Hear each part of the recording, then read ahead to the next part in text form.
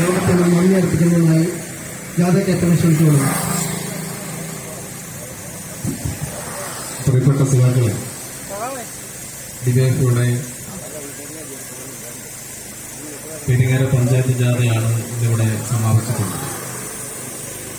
ഡിവൈഎഫ്ഐയുടെ നേതൃത്വത്തിൽ ഓഗസ്റ്റ് 15-ാം തീയതി തിരുവല്ലയിൽ സമരസംഘം സംഘടിപ്പിക്കുകയാണ്. അതിന് മുന്നോടിയായിട്ടുള്ള പ്രചരണ ജാഥയാണ് ഇന്നിവിടെ സംഘടിപ്പിച്ചിട്ടുള്ളത്. ഉച്ചയ്ക്ക് ശേഷം പെരിങ്ങരയിൽ നിന്ന് ആരംഭിച്ച് വേലങ്ങൾ സമാപിച്ചുകൊണ്ടുള്ള ഈ പ്രചരണ ജാഥയുടെ മുദ്രാവാക്യത്തെ സംബന്ധിച്ചെല്ലാം തന്നെ ഇതിനു മുന്നേ സംസാരിച്ച ഉദ്ഘാടകനും ഈ ജാഥയുടെ മാനേജറും ലോക്കൽ കമ്മിറ്റി സെക്രട്ടറിയുമായിട്ടുള്ള ഉൾപ്പെടെയുള്ള സഖാക്കൾ വിശദമായി തന്നെ സൂചിപ്പിച്ചിട്ടുള്ളത് കൊണ്ട് തന്നെ ഞാൻ ആ മുദ്രാവാക്യത്തിലേക്ക് വിശദമായി കടക്കുന്നില്ല. ഇവിടെ ഡിവൈഎഫ്ഐ ഏറ്റവും വലിയ യുവജന പ്രസ്ഥാനമായുള്ള ഡിവൈഎഫ്ഐ ഈ രാജ്യം വലിയ അപകടകരമായ നിലയിലേക്ക് മുന്നോട്ട് പോകുന്ന കാലഘട്ടത്തിലാണ് മതേതര ഇന്ത്യ എന്ന മുദ്രാവാക്യം ഉയർത്തിക്കൊണ്ടും ഞങ്ങൾക്ക് വേണം ജോലി എന്ന മുദ്രാവാക്യം ഉയർത്തിക്കൊണ്ടും ഇവിടെ പ്രതിഷേധം സംഘടിപ്പിക്കുന്നത്. നമുക്കറിയാം, ഇന്ന് ഇന്ത്യ രാജ്യം ഭരിക്കുന്ന മോദിയുടെ നേതൃത്വത്തിലുള്ള ഗവൺമെന്റ് ഈ രാജ്യത്തിന്റെ സമസ്ത മേഖലയെല്ലാം തന്നെ തകർത്തെറിഞ്ഞുകൊണ്ടുള്ള സമീപനം സ്വീകരിച്ചുകൊണ്ടാണ് മുന്നോട്ട് പോയിക്കൊണ്ടിരിക്കുന്നത്. ഈ രാജ്യത്തെ എങ്ങനെ വർഗീയവൽക്കരിച്ചുകൊണ്ട് ഹിന്ദു രാഷ്ട്രമാക്കി മാറ്റാമെന്ന നിലപാട് സ്വീകരിച്ചുകൊണ്ട് മോദിയുടെ നേതൃത്വത്തിലുള്ള RSSന്റെ നേതൃത്വത്തിലുള്ള ഗവൺമെന്റ് മുന്നോട്ട് പോയിക്കൊണ്ടിരിക്കുകയാണ്. ഇന്നിവരെന്താണ് ചെയ്യുന്നത്?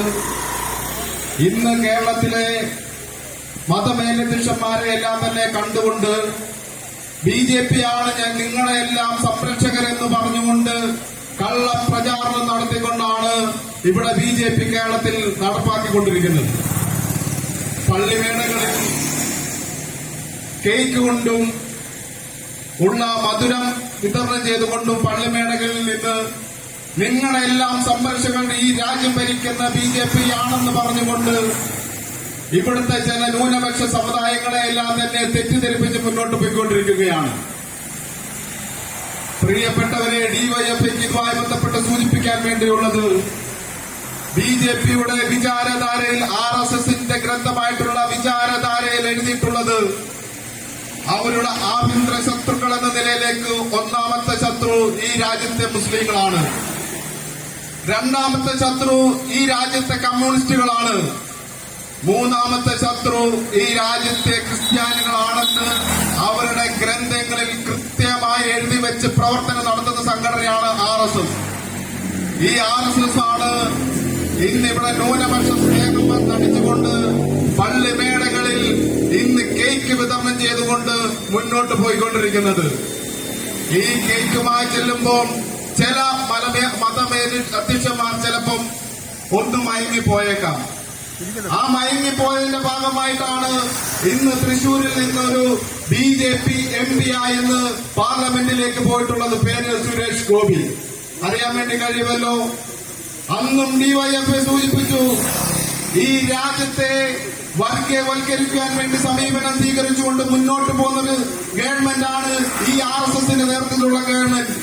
ഇവര് പള്ളിമേളകളിൽ പല വേഷങ്ങൾ ധരിച്ചുകൊണ്ട് ഈ പള്ളിമേളകളിൽ എത്തിച്ചേരും. അവരുടെ മൂന്നാമത്തെ ശത്രുവായ ക്രിസ്ത്യാനികളാണ്. ഈ ഗ്രന്ഥങ്ങളിൽ എഴുതി വെച്ചിട്ടുള്ള 3 ശത്രുക്കളെ ഇല്ലായ്മ ചെയ്യാൻ വേണ്ടിയുള്ള പ്രവർത്തനമാണ് ഇവർ സംഘടിപ്പിക്കുന്നത്. ഈ സംഘടിപ്പിക്കുന്ന ഘട്ടത്തിലാണ് കേക്കുമായി ഈ പള്ളിമേളകളിൽ ചെന്നുകൊണ്ട് തെറ്റിദ്ധാരണ പറിക്കൊണ്ട് മുന്നോട്ട് പോകാൻ വേണ്ടി പോകുന്നത്. ഇവിടെ അടുത്തുള്ള വിഷയം എന്താണ്?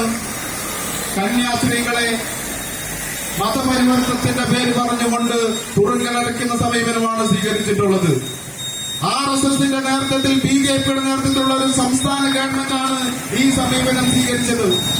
ഞങ്ങൾ ഇവിടെ സൂചിപ്പിക്കുമ്പോൾ ഈ അവസാന കാര്യമാണോ ഇവിടെ നടന്നത്?